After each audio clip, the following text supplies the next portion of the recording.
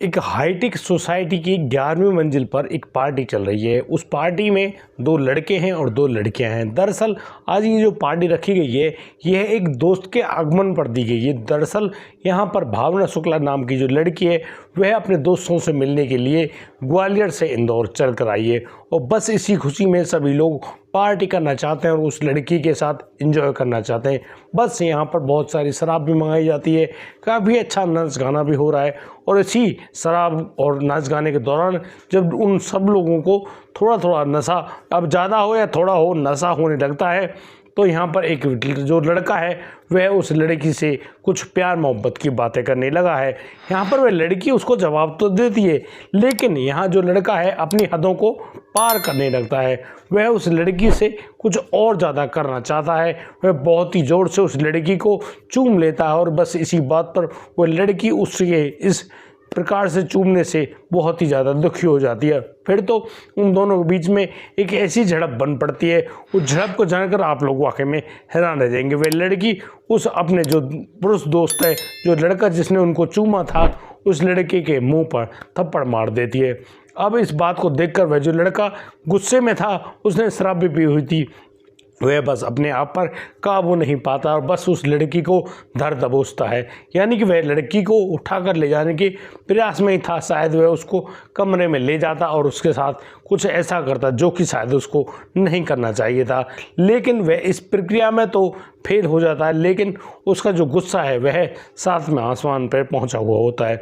अब तो वह उसका भाई उसको रोकने का पूरा प्रयास करता है, लेकिन वह अपने भाई से रोक ही नहीं रुकता है और बस वह अपने बैग के पास जाता है और वहाँ से उस देसी पिस्तौल को निकाल कर लाता है। यानी कि एक देसी कट्टा जो उस आदमी के हाथ में है, अब तो उस कट्टे से वह उस लड़की के ऊपर गोली दाग देता है और दोस्तों ये गोली सीधी जाकर टकराती है उस लड़की की बाईं आंख में और जैसे वह गोली लगती है, लड़की धड़ाम से नीचे गिरती है। जैसे वह नीचे गिरी, अब तो वहाँ पर चारों तरफ खून जो है वो बिखर गया था। उन लोगों में भगदड़ मच जाती है और वो लोग यहाँ से उस लड़की के शव को उठाते हैं और उसको वहीं इंदौर के जो बड़ा हॉस्पिटल है यानी कि बॉम्बे हॉस्पिटल तक पहुँचाते हैं।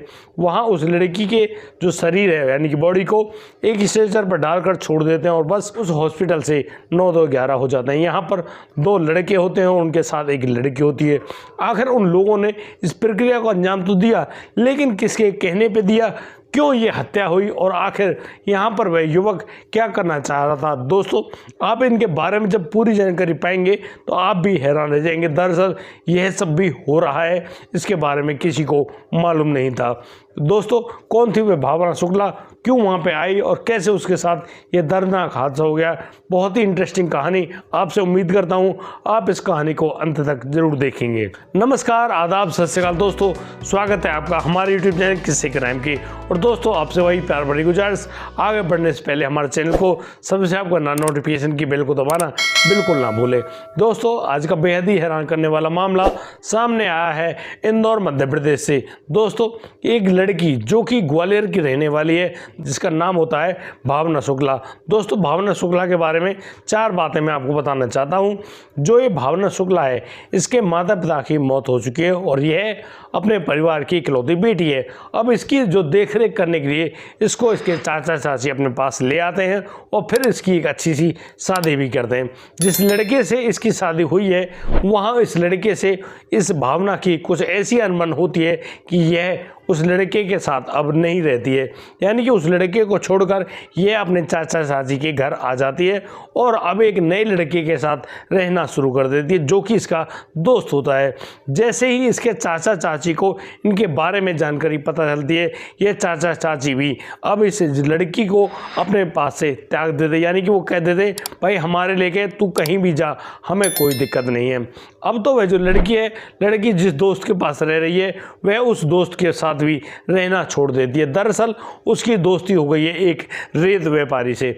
नई उम्र का वह रेत व्यापारी, वह जब उस लड़की को पहली बार देखता है, एक ही बार देखने में उस भावना शुक्ला को प्यार करने लगता है। यहाँ पर दोनों अपने अपने प्यार का इजहार करते हैं और फिर दोनों निर्णय करते हैं कि वो लोग अब लिव इन रिलेशनशिप में रहने लगेंगे।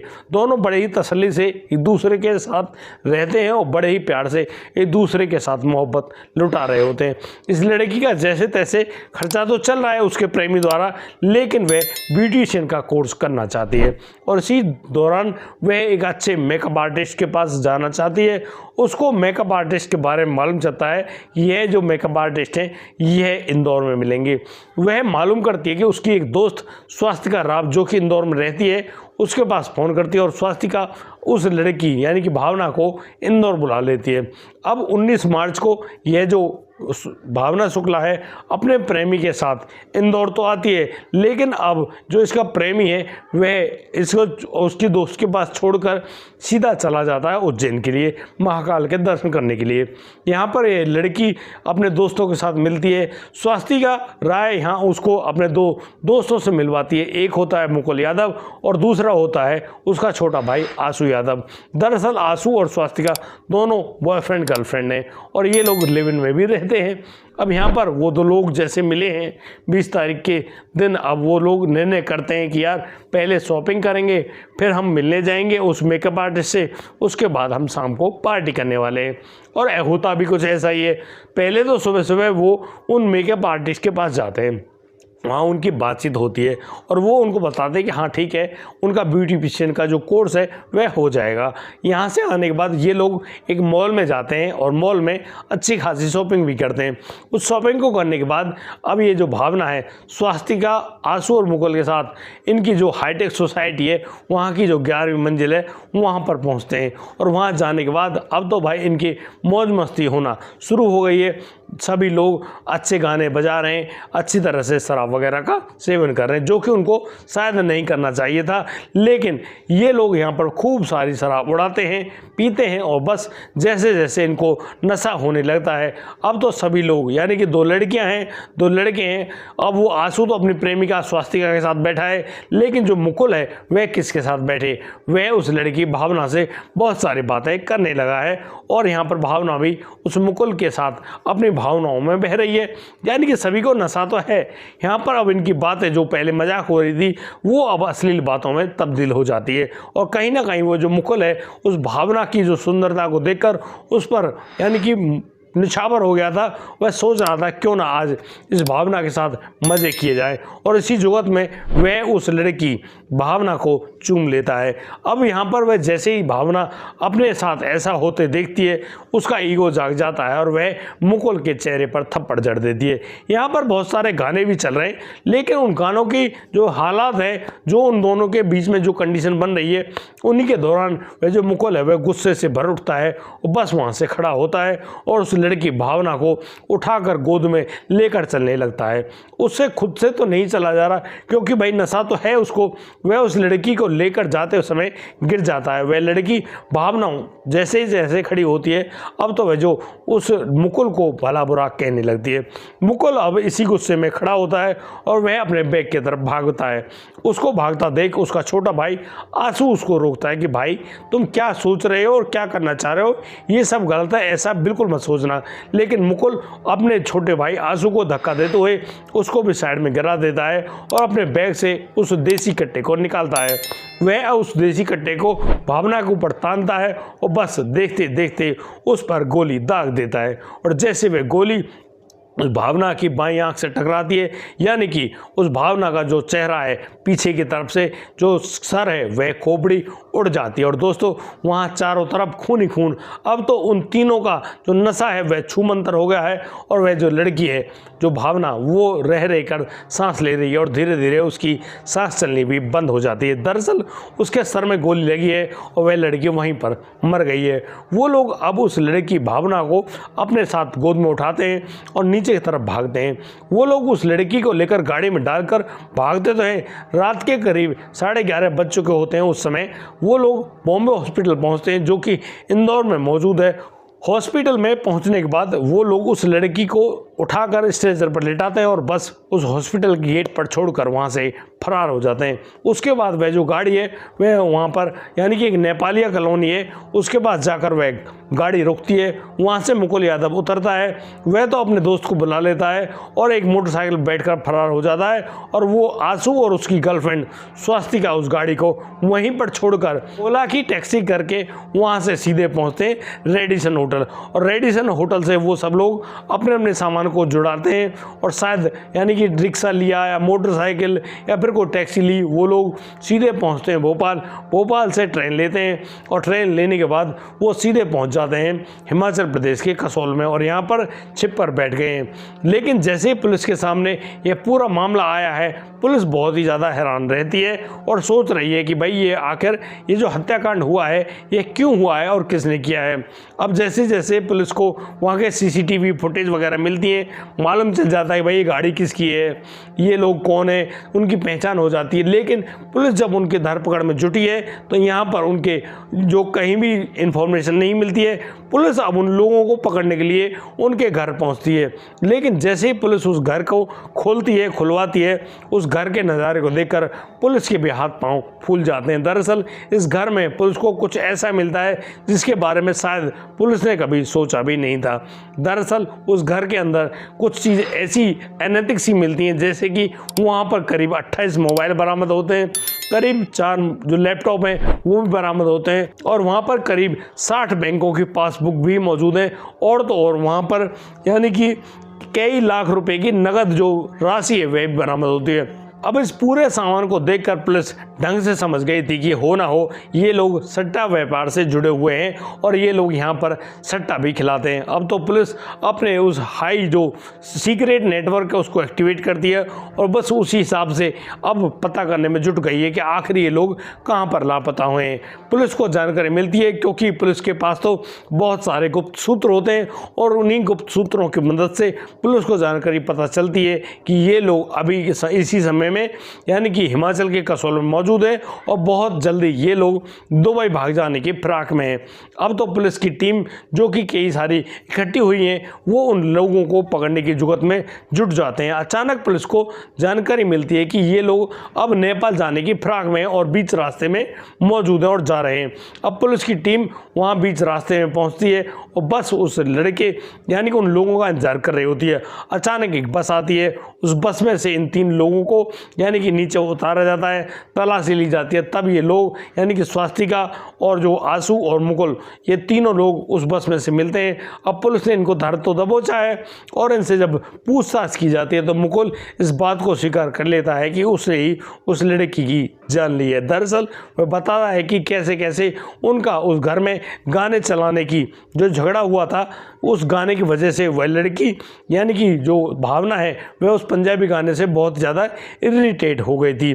इसी वजह से वह बार बार उस गाने को ना चलाने के लिए कह रही थी। लेकिन मुकुल जो कि नशे में था वह कहता है कि वह इसी गाने को चलाएगा। बस इस बात पर उस लड़की भावना और मुकुल के बीच में बहस बढ़ जाती है। लेकिन दोस्तों मैं आपको एक बहुत ही अहम जानकारी दे दूं, क्योंकि दैनिक भास्कर एक प्रमुख अखबार इस भारत देश का, वह एक अलग खबर छापता है इसी मामले में। दरअसल यहाँ पर वह जो मुकुल है, मुकुल उस लड़की भावना के साथ ज़बरदस्ती छेड़छाड़ करने में बिजी था, यानी कि उसके साथ कुछ अनैतिक संबंध बनाना चाहता था। इसी वजह से उन लोगों की बहस भी बढ़ी और इसी बहस के बढ़ने के कारण वहाँ पर गोली चली और वह गोली सीधी उस भावना शुक्ला के बाईं आंख में लगती है और उसकी वहीं पर मौत हो जाती है। दोस्तों अब तो उन लोगों को गिरफ्तार तो कर लिया गया है, लेकिन उन लोगों से करीब 28 मोबाइल सिम जो कि फर्जी नंबर थे, फर्जी आईडियों पर निकाले गए थे, वो सिमें मिलती हैं। तो पुलिस भी समझने में देर नहीं लगाती कि हाँ हो सकता है इन लोगों का उस सट्टा व्यापार जो है उससे कहीं ना कहीं इनका कांटेक्ट होगा और उसी वजह से ये लोग उन भोले भाले लोगों को सट्टा खिलाते हैं और उनसे लाखों करोड़ों रुपए की ठगी भी करते हैं। ये दोनों भाई इस बात को स्वीकार करते हैं कि हाँ इन्होंने उन लोगों से बहुत बड़ी ठगी भी करी है। और ये जो स्वास्तिका राय जो इनकी आंसू की गर्लफ्रेंड है, ये जो स्वास्तिका राव है, ये चिकनी चुपड़ी बातें करके उन लोगों को अपनी अपनी इन प्यार भरी बातों में लोगों को फंसाती है और उनको सट्टा व्यापार में पैसा लगाने के लिए उनको बहलाती है, और फिर उनसे जब पैसा लगा लिया जाता है और फिर इन लोगों के साथ ठगी की जाती है और उन सभी लोगों को ज़बरदस्ती यानी कि उनसे पैसे छीन लिए जाते हैं या लूट लिए जाते हैं सट्टा व्यापार के दौरान, और फिर उन लोगों को भगा दिया जाता है। और इसी प्रकार से ये लोग करीब 20,000 लोगों से ठगी भी कर चुके हैं। लेकिन अब बुरे काम का तो बुरा नतीजा दोस्तों, यहाँ उन लोगों को जब उस लड़की के मर्डर में गिरफ्तार किया जाता है, ये लोग अभी यानी कि मध्य प्रदेश की उस जेल में मौजूद है और पुलिस लगातार उनका रिमांड ले रही है। और जो भी जानकारी उनसे मिलेंगी यानी कि कौन सट्टा व्यापारी है, किसके जाल में ये जुड़े हुए हैं, किसके साथ मिलकर काम कर रहे थे, यानी कि पूरी जानकारी उनसे जुटाई जाएंगी और फिर उनके साथ अलग कार्रवाई और की जाएगी। यानी कि लड़की की हत्या करने के आरोप में वो लोग अभी रिमांड पे हैं, लेकिन वो एक सट्टा व्यापारी है, इस वजह से भी उन लोगों का रिमांड लिया जाएगा, उनसे पूछा जाएगा। दोस्तों, इस पूरे घटनाक्रम को सुनाने का उद्देश्य किसी को परेशान करना नहीं है, किसी का दिल दुखाना नहीं है, लेकिन दोस्तों इन पूरे घटनाक्रमों को बताकर हम लोग आपको बताना चाहते हैं, आपको सूचित करना चाहते हैं, सावधान करना चाहते हैं, सचेत करना चाहते हैं कि भाई इस दुनिया में हो रहे इन कामों से आपकी पूर्ति नहीं होगी। यानी कि एक लड़की पता नहीं कहाँ से आई है, वो लड़का जो कि नशा कर रहा है, उसको खुद का होश नहीं, उस लड़की का होश नहीं और उसके साथ जबरन संबंध बनाना चाह रहा है, भाई ये भी गजब है। और दूसरी बात, वह लड़की यानी कि जिस आदमी से उसकी शादी हुई उसको छोड़ दी है, फिर एक दोस्त के साथ रहने लगती है, उसके बाद एक और लिव इन में यानी कि बॉयफ्रेंड बना लेती है, उसके साथ रहने लगती है। अरे भैया, क्या समझ रखा अपने आप को? रेडी हो क्या? आज इसके घर, आज उसके घर, आज उसके घर, अरे भैया क्या होगा? और लास्ट में इतनी दर्दनाक मौत, भाई वाह गजब। और वही मुकुल, मतलब कि एक सट्टा व्यापारी आदमी तुम्हारे साथ जबरदस्ती, गाने के ऊपर झगड़ा नहीं है, झगड़ा तो संबंध बनाने के लिए हुआ है। दैनिक भास्कर जैसा अखबार गलत सूचनाएं नहीं छापेगा, लेकिन हो सकता है भाई अब ये कानून है या फिर ये जो मीडिया है किसी बात को छुपा भी रही हो, क्योंकि इनके लिंक तो हर तरह के इंसान से होते हैं। हो सकता है कोई ना कोई दबाव आ गया हो जिसकी वजह से इस बात को उजागर नहीं करना चाह रहे हो, लेकिन ये कहानी तो कुछ ना कुछ है ही। आप लोग भी समझदार हैं, मैं सभी व्यूअर्स से कहना चाहता हूँ, आपने ये बात सुनी समझी तो आप लोग भी एक अच्छा सा कमेंट लिखकर भेजें उस भावना शुक्ला के नाम। आखिर वह इसी मतलब चीज़ उसके साथ जो हुआ वह सही हुआ या गलत, या फिर वह जो दोस्त अपनी जो दोस्त को बड़े प्यार से बुलाती है, उसके साथ पार्टी करती है और फिर उसके साथ ऐसा कांड भी करवा देती है, भाई गजब दोस्ती है तुम्हारी।